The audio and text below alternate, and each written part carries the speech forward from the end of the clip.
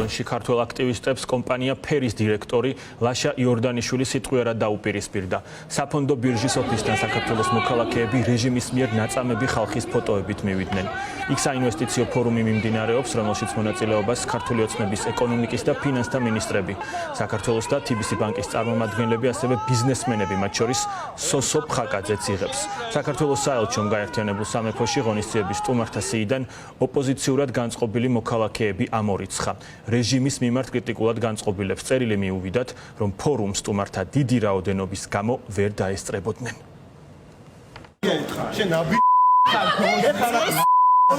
არ გამენტარო